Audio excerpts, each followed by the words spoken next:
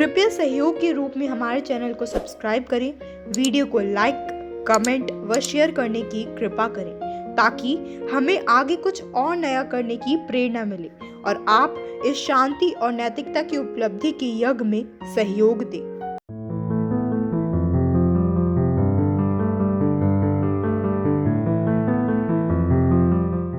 दोस्तों, पिछले छठे भाग में हमने भारत की प्रस्तावना के बारे में चर्चा की थी कि देश का प्रशासन और जनता के लिए क्या क्या सुविधा होनी चाहिए बताया था। आज हम वर्तमान भारतीय संविधान के भाग और अनुच्छेदों का विश्लेषण करेंगे। जैसे पहले भी बताया था कि भारत का संविधान 25 भागों में बटा हुआ है। इसमें 365 अनुच्छेद, 4 धाराएं हैं। आज सभी भागों एवं अनुच्छेदों को हम क्रम अनुसार बताएंगे। हमारा संविधान का पहला भाग जो संघ अर्थात केंद्र और उनके राज्य क्षेत्र के बारे में बतलाता है वह इस प्रकार है। पहले, भारत अर्थात इंडिया राज्यों का एक केंद्र संघ होगा। दूसरा, राज्य और उनके राज्य क्षेत्र वे होंगे जो पहली अनुसूची में विनिर्दिष्ट थे। तीसरे, भारत के राज्य क्षेत्र में जो राज्यों का राज्य क्षेत्र अर्थात स्टेट्स, दूसरे केंद्र राज्य क्षेत्र अर्थात यूनियन टेरिटरीज, और तीसरा ऐसे अन्य राज्य क्षेत्र जो अर्जित किए जाएं, जहां नए बनाए जाएं, समाविष्ट होंगे। अब अनुच्छेद 2 में नए राज्यों का प्रवेश या स्थापना के बारे में अर्थात जो संसदीय विधि द्वारा ऐसे निबंधनों और शर्तों पर ठीक समझे केंद्र में नए राज्यों का प्रवेश या स्थापना कर सकेंगे। तीसरे अनुच्छेद में संसद विधि द्वारा किसी राज्य में उसका राज्य क्षेत्र अलग करना अथवा 2 या अधिक राज्यों को मिलाकर अथवा किसी राज्य क्षेत्र को किसी राज्य के भाग के साथ मिलाकर नए राज्य का निर्माण कर सकेगी। अर्थात किसी राज्य का क्षेत्र बढ़ा या घटा सकती है और राज्य की सीमाओं में परिवर्तन कर सकती है और राज्य के नाम में भी परिवर्तन कर सके। अनुच्छेद 4 में अनुच्छेद 2 और अनुच्छेद 3 में निर्धारित की गई विधि में संशोधन के लिए ऐसे उपबंध अंतर्भुक्त होंगे जो उस विधि के उपबंधों को प्रभावी करने के लिए आवश्यक हो तथा ऐसे अनुपूरक, अनुषंगिक, प्रमाणिक भी अंतर्भुक्त हो सकेंगे जिन्हें संसद अवश्य समझेगी। प्रिय बंधुओं, अगला भाग 2 जिसमें अनुच्छेद 5 से 11 जो राष्ट्र की नागरिकता से संबंधित है और बहुत महत्वपूर्ण है। नागरिकता लोकतांत्रिक राजनीति और राष्ट्र का अनिवार्य आधारभूत सिद्धांत होता है। इसमें राज्य में व्यक्ति की पूर्ण राजनीतिक सदस्यता, राज्य के प्रति उसकी स्थायी निष्ठा, राजनीतिक व्यवस्था में उसके एकीकरण की राज्य द्वारा आधिकारिक मान्यता शामिल होती है। नागरिकता कुछ ऐसे अधिकार, कर्तव्य, विशेष अधिकार और दायित्व लाती है जो एलियन से संबंधित नहीं है। सभी सार्वजनिक कार्यालय एक नागरिक के लिए खुले होते हैं। वे सभी सार्वजनिक सेवाओं में भर्ती के लिए पात्र हो सकते हैं। वोट देने का अधिकार, कुछ मौलिक अधिकार केवल और केवल नागरिकों के लिए ही उपलब्ध होते हैं और नागरिकों को टैक्सों का भुगतान, राष्ट्र की रक्षा आदि जैसे दायित्व होते हैं। नागरिकता को व्यक्ति और राज्य के बीच कानूनी समन्वय में देखा जा सकता है, जिसके तहत व्यक्ति अपनी वफादारी की प्रतिज्ञा करता है और राज्य व्यक्ति को अपनी सुरक्षा प्रदान करता है। यह संबंध राष्ट्रीय कानून द्वारा वे नियमित होते हैं और अंतर्राष्ट्रीय कानून द्वारा भी मान्यता प्राप्त होती है। 26 नवंबर 1949 से पहले भारतीय नागरिकता की कोई अवधारणा नहीं थी।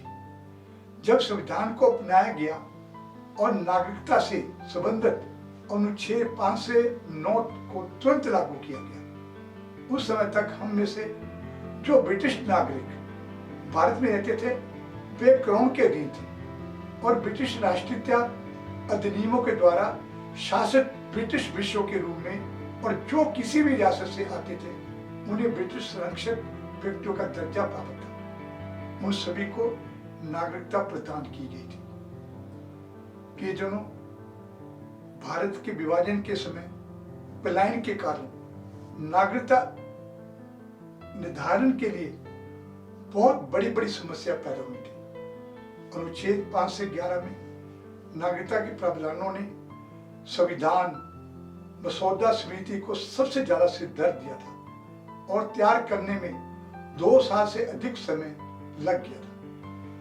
फिर भी संविधान के प्रारंभ समय भारत के नागरिक कौन होंगे, इस संबंध में संविधान केंद्र ने कानून निर्धारित किए। इसमें नागरिकता प्राप्त करने के और समाप्त करने के तरीके का प्रावधान नहीं था। अनुच्छेद 11 में कहा गया था कि संसद कानून द्वारा नागरिकता को अधिकार को नियंत्रित कर सकती है। तत्पश्चात 1955 में भारतीय नागरिकता अधिनियम ने नागरिकता के अधिग्रहण और समाप्ति के लिए कानून निर्धारित किया था। प्रियजनों, अनुच्छेद 5 से 8 के अनुसार प्रत्येक व्यक्ति को नागरिकता प्रदान की गई, जो संविधान के प्रारंभ के समय इन श्रेणियों में से एक के तहत आते थे। जैसे 1, भारत में अधिवासित अर्थात रेजिडेंट और भारत में जन्मे वह भारत संघ की अधिकांश आबादी का गठन करते थे। दूसरे, अधिवासित नागरिक जो भारत में पैदा नहीं हुआ लेकिन जिनके माता पिता में से कोई एक भारत में पैदा हुआ था। तीसरे, अधिवासित लोग जो भारत में पैदा नहीं हुए लेकिन आमतौर पर 5 साल से अधिक निवासी थे। 4, भारत में निवासी लेकिन एक मार्च 1947 के बाद पाकिस्तान चले गए और बाद में आजादी के बाद पूर्णवास परमिट पर भारत लौट आए। 5वें, पाकिस्तान में निवासी लेकिन जो 19 जुलाई 1948 से पहले भारत में चले आए, या उस तरीके के बाद आए लेकिन 6 महीने से अधिक समय तक भारत में रहे और निर्धारित तरीके से पंजीकृत हो गए। 6, भारत के बाहरी निवासी जिनके माता पिता या दादा दादी भारत में पैदा हुए थे। प्रियजनों, स्थायी निवास अर्थात डोमिसाइल किसी भी देश की नागरिकता के लिए एक महत्वपूर्ण मानदंड है। हालांकि भारतीय संविधान में इस शब्द को अच्छे ढंग से परिभाषित नहीं किया गया, लेकिन अधिवास आमतौर पर एक व्यक्ति के निवास को दर्शाता है जहां वह स्थायी आधार पर रहने का इरादा रखता है। इस प्रकार एक स्थायी निवास और अनिश्चित काल तक वहां रहने का इरादा अधिवास बनाने वाले 2 महत्वपूर्ण तत्व होते हैं। अनुच्छेद 5 में प्रावधान है कि व्यक्ति भारत की नागरिकता का हकदार तब तक हो जाता है यदि संविधान के प्रारंभ में उसका भारत में किसी भी राज्य क्षेत्र में अधिवास है, उसके माता पिता में से कोई एक भारत में पैदा हुआ हो या उस क्षेत्र में मामूली रूप से निवासी रहा हो। कोई भी जन्म या निवास द्वारा अधिवास को व्यक्ति या अन्य देश में अनिश्चित काल के लिए निवास करने के अपने इरादे की घोषणा करके बदल सकता है। वास्तव में नागरिकता को अधिवास द्वारा निरूपित किया जाता है, ना कि अधिवास को नागरिकता। अधिवास नागरिकता से अलग है क्योंकि यह उस क्षेत्र के साथ महत्वपूर्ण से जुड़ा हुआ है और उस समुदाय की सदस्यता नहीं है जो नागरिकता के धारणा के मूल में है। संविधान के अनुच्छेद 6 में लागू होने से पहले पाकिस्तान के प्रवासियों के नागरिकता के अधिकारों का प्रावधान होता था। यह ऐसे प्रवासियों के बीच दो प्रकार के भेद करता था, अर्थात वह जो 19 जुलाई 1948 से पहले भारत में प्रवास कर रहे थे, जब प्रवास के लिए परमिट प्रणाली शुरू की गई थी, और दूसरे जो उस तारीख 19 जुलाई 1948 के बाद आई थी। एक व्यक्ति 19 जुलाई 1948 से पहले पाकिस्तान से भारत चला गया, उस संविधान के लागू होने पर भारत का नागरिक माना गया, बशर्ते कि वह या उसके माता पिता या उसके दादा दादी में से कोई भी भारत में पैदा हुआ हो, जैसा कि सरकार में प्रभाषित है। दोस्तों, अनुच्छेद 7 उन व्यक्तियों की नागरिकता अधिकारों के संबंध में विशेष प्रावधान करता है जो 1 मार्च 1947 के बाद पाकिस्तान चले गए, लेकिन बाद में फिर भारत लौट आए। हालांकि यह स्पष्ट कर दिया गया था कि 1 मार्च 1947 के बाद पाकिस्तान में प्रवास करने वाला कोई भी व्यक्ति भारत का नागरिक नहीं होगा जब तक भारत में पूर्ण निवास के लिए परमिट नहीं होगा। अब भारतीय मूल के कई व्यक्ति विदेशों में रह रहे हैं, या रोजगार के उद्देश्य से या अन्यथा किसी कारण वहां प्रवास कर रहे हैं। भारत में ऐसे व्यक्तियों की नागरिकता अधिकारों की रक्षा के लिए संविधान में प्रावधान के लिए स्थापित काफी दुरुस्ती थे। अनुच्छेद 8 इस प्रकार प्रदान करता है कि कोई भी व्यक्ति या जिसके माता पिता या दादा दादी भारत सरकार अधिनियम 1935 में परिभाषित भारत में पैदा हुए थे और जो आमतौर पर भारत के बाहर किसी भी देश में रहते हैं, भारत का नागरिक माना जाएगा। यदि वह उस देश में भारत का राजनयिक या काउंसिलर प्रतिनिधि द्वारा एक भारतीय नागरिक के रूप में पंजीकृत किया गया है। इस प्रकार अनुच्छेद 8 विदेशों में रहने वाले सभी भारतीयों की नागरिकता की भावी आवश्यकताओं का ध्यान रखता है। प्रिय मित्रों, अनुच्छेद 9 में यह प्रावधान है कि यदि किसी व्यक्ति ने स्वेच्छा से किसी विदेशी राज्य की नागरिकता प्राप्त कर ली है तो वह भारत की नागरिकता के अधिकार से वंचित हो जाएगा, और सरकार द्वारा निर्धारित किया गया है कोई भी राज्य सरकार उसके साथ एक विदेशी के रूप में व्यवहार कर सकती है।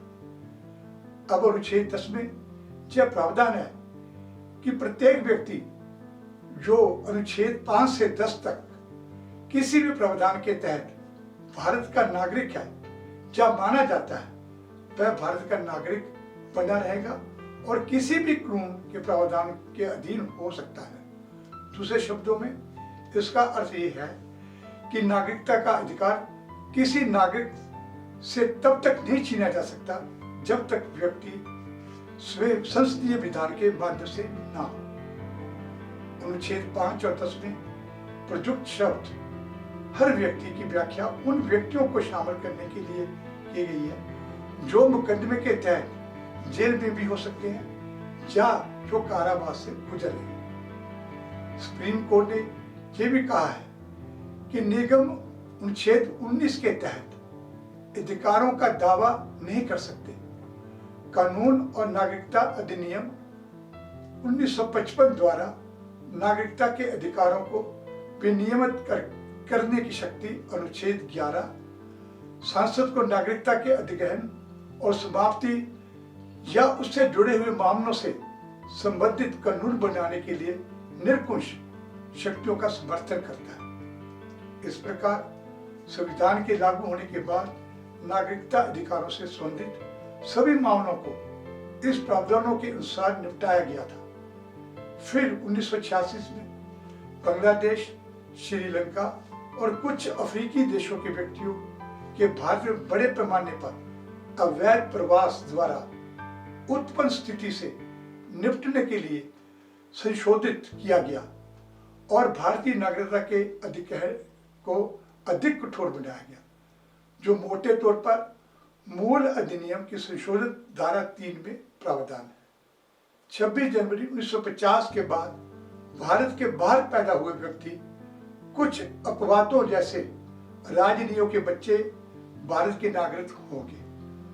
दूसरे 26 जनवरी 1950 के बाद बाहर के पैदा हुए कोई भी व्यक्ति कुछ स्थितियों के अधीन भारत के नागरिक होंगे यदि उसके जन्म के समय उसके पिता एक भारतीय नागरिक थे। तीसरे, कुछ शर्तों के तहत कुछ वर्ग के व्यक्ति निर्धारित तरीके से पंजीकृत करके भारतीय नागरिकता प्राप्त कर सकते हैं। चौथा, विदेशी कुछ शर्तों पर राष्ट्रीयकरण के लिए आवेदन करने पर भारतीय नागरिकता प्राप्त कर सकते हैं। पांचवा, यदि कोई क्षेत्र भारत का हिस्सा बन जाता है तो भारत सरकार के आदेश द्वारा उन व्यक्तियों को निर्दिष्ट कर सकते हैं जो इसके परिणाम स्वरूप भारत के नागरिक बने। कुछ आधारों पर समाप्ति, त्याग या वंचित होने से नागरिकता खो सकती है। सातवां, एक राष्ट्रमंडल के नागरिक को भारत में राष्ट्रमंडल नागरिक का दर्जा प्राप्त हो सकता है। सरकार परस्परता के आधार पर उपयुक्त प्रावधान कर सकती है। इस अधिनियम में समय समय महत्वपूर्ण मामलों में संशोधन किया गया है। सबसे मौलिक परिवर्तन 2003 और 2005 में आए थे और इसे संशोधन अधिनियम के तहत ही भारतीय नागरिकों और प्रवासियों के लिए राष्ट्रीय रजिस्टर के रखरखाव का प्रावधान किया गया है। सज्जनों, भारतीय मूल व्यक्ति कुछ शर्तों के अधीन भारत सरकार द्वारा भारत के विदेशी नागरिक के रूप में पंजीकृत किया जा सकता है और नागरिकता अधिकारों के माध्यम से वह संपत्ति का मालिक हो सकता है, बिना वीजे के भारत की यात्रा कर सकता है, व्यवसाय में निवेश आदि भी कर सकता है। हालांकि विदेशी नागरिक को चुनाव में वोट देने या राज्य के उच्च निर्वाचित पदों के लिए उम्मीदवार बनने का अधिकार नहीं है और न ही उन्हें न्यायाधीश या सार्वजनिक सेवा के लिए नियुक्त किया जा सकता है, न ही रोजगार के मामलों में अवसर की समानता का दावा कर सकता है। भारत के विदेशी नागरिकों के लिए दोहरी नागरिकता का प्रावधान केवल कुछ निर्दिष्ट देशों में ही लागू हो सकता है। Australia, Canada, Finland, France, Greece, Ireland, Italy, Netherland, New Zealand, पुर्तगाल, साइप्रस है। स्वीडन, स्विट्जरलैंड, यूनाइटेड किंगडम और संयुक्त राज्य अमेरिका भी है। संविधान और कानून में नागरिकता के प्रावधानों के संबंध में यह याद रखना महत्वपूर्ण है कि एक एकीकृत भारतीय राष्ट्र और एक संयुक्त बरादरी के निर्माण के उद्देश्य से था, जिसे संविधान निर्माताओं ने एक एकल भारतीय नागरिकता का प्रदान करने का निर्णय लिया था। सभी नागरिक चाहे जिस राज्य में पैदा हो, उसके पास बिना किसी भेदभाव के पूरे देश के समान अधिकार और कर्तव्य प्राप्त है। केवल जम्मू और कश्मीर आदिवासी के क्षेत्रों के मामले में कुछ विशेष सुरक्षा अनुच्छेद 16 के तहत संसद की शक्ति है, वो भी अब 2019 में खत्म हो गई है। दोस्तों, ये था भाग 2 के अधिनियम जो नागरिकता को दर्शाते हैं। लोकतंत्र के आगे नैतिक भौतिकवाद 8 में जो बहुत महत्वपूर्ण है, जिसमें भाग 3 अधिनियम 12 से 35 मिनट है और जनता के मूल अधिकारों क्या है और कौन से हैं, संक्षेप में चर्चा करें।